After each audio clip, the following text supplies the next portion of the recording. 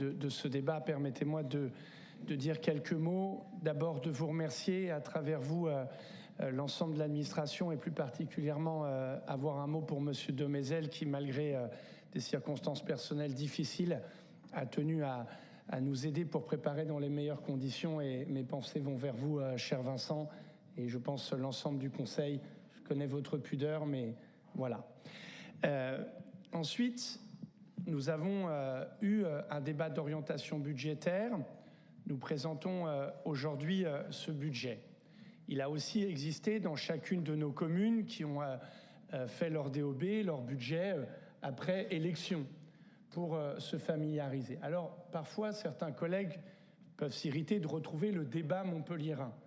Pardonnez-moi, je vais aussi aller sur ce terrain. Monsieur Bertrand, à la ville de Montpellier, vous m'avez demandé d'augmenter la taxe foncière.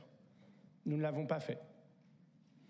À la métropole, qu'est-ce qui nous conduit aujourd'hui à affronter ce budget, l'équation financière qui est la nôtre? D'abord, il y a un principe. Après que les communes aient voté pour leur maire, leurs conseils municipaux, leur exécutif, il y a la discussion de ce qu'on appelle le nouveau pacte financier et fiscal. C'est la loi, c'est posé ainsi. Lors du débat d'orientation budgétaire, j'ai rendu compte des termes que j'ai posés avec chacun des maires que j'ai rencontrés pour notre nouveau pacte financier et fiscal. En commençant par un point qui va apparaître très technique, mais qui est décisif dans les décisions que nous sommes amenés à prendre. La métropole, en 2015, est une métropole mal née. Je n'en jette pas la pierre à ceux qui siégeaient en cette assemblée et qui l'ont créée, mais elle est mal née. Elle a transféré le maximum de compétences, c'est ce qui en fait la métropole la plus intégrée de France. La plus intégrée de France. Et elle a notamment transféré une compétence qu'on appelle de façade à façade, qui est la compétence voirie. Cette compétence voirie a fait l'objet d'un transfert d'AC, d'attribution de compensation qu'on retrouve dans les comptes, mais qui est un niveau qui est resté le même, nonobstant deux revalorisations en fonction de l'inflation.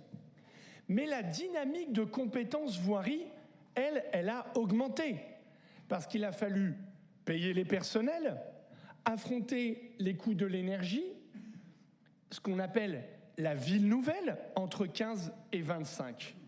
Et ce chiffre-là, de dépenses nouvelles, c'est 28 millions d'euros. Et donc, M. Hermès en a rendu compte dans les débats précédents dans la Clette, où il siégeait pour la commune de Grabel. Est-ce que les communes souhaitent revaloriser la compétence voirie? Chacun qui a un budget communal se voyait bien en difficulté de dire « eh bien, je compense », sans quoi ça aurait été une réduction du service public. Donc, il y a eu un accord général sur la compétence voirie pour dire « nous ne revalorisons pas celle-ci », qui a été mal née, mal mise en œuvre et qu'il nous faut corriger. Le deuxième élément du mal né, c'est de reprendre vos mots, c'est l'évolution des recettes très peu dynamiques.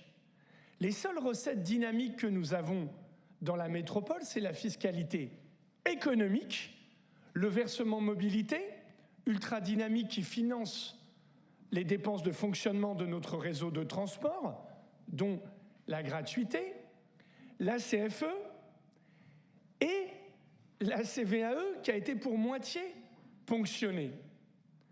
Donc, la métropole de Montpellier est née avec une fiscalité foncière pas tout à fait marginale, mais presque.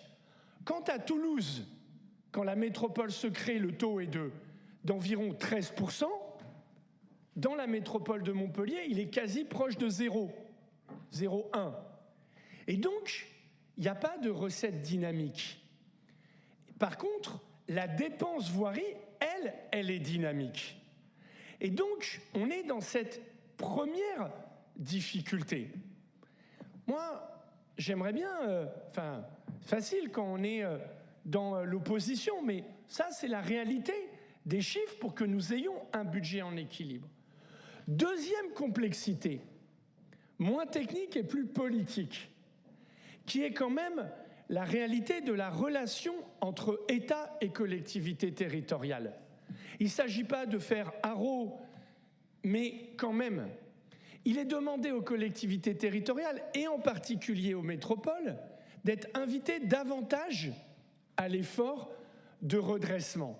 CNSARL pour les agents, modération de la compensation de la taxe d'habitation qui nous percute, et DGF la plus basse de France des métropoles. Et donc, ça crée aussi un manque de recettes dynamiques d'environ entre 16 et 18 millions d'euros. Donc, voilà. Ensuite, ça nous pose une question. Soit les communes viennent financer leur établissement public à caractère intercommunal, mais donc ça se fait au détriment du service local communal, école, crèche, efforts de sécurité, vie associative, vie culturelle, vie sportive, de ces dimensions de proximité. Très difficile, et y compris certaines communes connaissent des difficultés, et c'est pour cela, j'y reviendrai, que le budget métropolitain se fonde sur une solidarité entre les communes. Troisième option, et là, pareil, encore dans ce débat, mais la semaine dernière, lors du DOB, quel service public nous réduisons? Quel service public nous fermons? Est-ce que nous retirons des piscines de l'offre, des médiathèques de l'offre? Est-ce que nous réduisons les dépenses d'entretien de la voirie de manière drastique? Personne n'a formulé cette proposition parce que tout le monde sait que ces services rendus par la métropole participent à la qualité de vie de notre territoire et permettent à chacun de pouvoir en bénéficier. Et je le dis très tranquillement, quand vous êtes un entrepreneur, que vous investissez sur ce territoire, vous en avez pour votre investissement. Et quand vous êtes un propriétaire et que vous investissez sur ce territoire, vous en avez pour votre argent. C'est d'ailleurs pour ça qu'il y a des mécanismes de régulation pour éviter les phénomènes de spéculation. Je ferme la parenthèse. Personne n'a proposé donc de fermer des services publics, d'arrêter des services publics. Nous voulons en maintenir l'offre parce qu'on le sait qu'elle concourt à la qualité de vie. Certains appellent à faire des économies et ils ont raison. D'ailleurs, nous n'avons pas attendu. Monsieur le vice-président en a parlé sur l'énergie. Le passage au LED à l'échelle de la métropole réduit notre facture. L'électrification des véhicules, le plan de sobriété énergétique porté par monsieur Audrin ici, de nos bâtiments, tout ça sont des économies. Les mutualisations très fortes entre la ville-centre et la métropole pour éviter des fonctions ressources qui sont doublons. Une politique achat que nous allons continuer à structurer. Partout, nous engageons des économies. Et nous allons poursuivre. Nous allons poursuivre, et ça a été dit, et je veux ici réaffirmer notre engagement. Un niveau d'investissement à 200 millions d'euros, c'est pour ça qu'on ne fait pas de nouvelles lignes de tramway, c'est pour ça que nous ne nous engageons pas dans des grands équipements qui seraient coûteux, 200 millions d'euros. Et nous allons travailler au périmètre d'effectifs constants pour la métropole et donc stabiliser la fonction publique territoriale de la métropole, plus les efforts sur notre politique achat. Et donc, pour tenir l'offre de services publics, pour compenser, enfin, c'est une réalité, elle est dure à comprendre pour nos concitoyens, je le mesure. La compétence voirie, ben oui, nous faisons ce choix du taux foncier intercommunal à 5,8%. Certains auraient voulu le lisser. Je peux l'entendre. Nous faisons le choix de l'acter pour ne plus y revenir. Il représentera par exemple pour un habitant de Montpellier, je vais prendre une illustration dans ma commune, d'un propriétaire d'un appartement de 65 mètres carrés, d'un effort de 7 € par mois, 7 à 8 € par mois. Alors évidemment, l'impôt n'est jamais agréable, mais l'impôt, c'est ce qui finance le commun et ce qui permet de tenir sur la qualité de vie. Piscine, médiathèque, pompiers, police des transports, lutte contre les inondations, rénovation thermique des logements, aide à la pierre pour produire du logement à hauteur de 45 millions. Je vais y venir. J'évoque la trajectoire d'économie, mais je veux être clair aussi, monsieur le vice-président l'a évoqué. Le travail que monsieur Carvajal mène vise à ce qu'à l'horizon 2030, dernier délai, nous baissions la TOM de 10% pour régler une autre insuffisance de notre territoire sur la question des déchets qui a, elle, été erratique de ces 40 dernières années. Voilà les trajectoires que nous donnons. Pas de réduction de services publics, mais contribution pour pouvoir les préserver. Et dans le budget qui est proposé, il y a des investissements qui doivent améliorer la qualité de vie. D'abord, puisque nous sommes le PCI et que nous nous adressons à chacune des communes, la métropole maintiendra, monsieur Hermès m'a questionné, je veux le confirmer, l'aide aux communes. Une aide aux communes pour aider les communes les plus en difficulté, pour aider les communes sur leurs projets.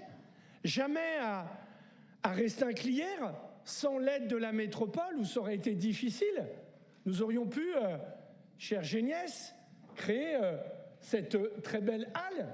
Jamais à Beaulieu, sans l'aide métropolitaine, revitaliser le cœur de village. Cher Laurent Jaoul, jamais l'école, qui a été un projet structurant, comme dans d'autres communes, n'aurait pu se faire sans la solidarité métropolitaine. Elle va continuer, elle va même être amplifiée. Mes chers collègues, de manière unanime, nous avons voté une autorisation de programme de 5 millions d'euros, voirie marchabilité, pour accompagner des communes où la situation de la voirie est extrêmement difficile et met en difficulté les maires, la sécurité de nos concitoyens. Et j'en parle en connaissance de cause, un peu pour Montpellier, je pense à la rue de Fontcouverte, mais parce que, en me rendant dans de nombreuses mairies, de nombreux maires, chers collègues de Cournonterral, chers collègues de Villeneuve-les-Maguelones, il y a des réalités qui montrent qu'il nous faut une forme de plan d'urgence. Nous les mettons au budget. Et donc la contribution commune nous aide à financer cela. De la même manière, nous préparons l'avenir. Monsieur le maire de Castelnau, nous inscrivons dans ce budget 700 000 € pour engager la sécurisation de ce passage à niveau qui est le plus mortel de France. Et je compte bien sur notre engagement collectif pour obtenir des crédits pour sécuriser la vie humaine, pour sécuriser cet espace-là. Tout comme nous mettons dans ce budget, nous inscrivons les travaux de la future LGV pour préparer le TER du littoral entre Sète et Montpellier et Baillargues et notre pôle d'échange multimodal. De la même manière, je l'ai évoqué sur le logement. Enfin, l'effort, il n'est pas vain, il est colossal. 45 millions d'euros entre les aides à la pierre pour produire du logement social et accompagner les communes carencées et nos concitoyens qui ont besoin de logement, et la rénovation thermique du logement des habitants, des propriétaires qui d'ailleurs, grâce à ces aides, valorisent leurs biens, ce qui est très respectable. Donc nous serons là-dessus. Nous serons aussi aux côtés de nos universités. Alors, Madame Oziol, vous avez fait une remarque. 1,7 million d'euros au titre du contrat de plan État-région pour accompagner la rénovation des bâtiments du CIRAD, où se trouve l'excellence académique de rang mondial sur le plan scientifique et qui profite au territoire avec des transferts d'entreprises.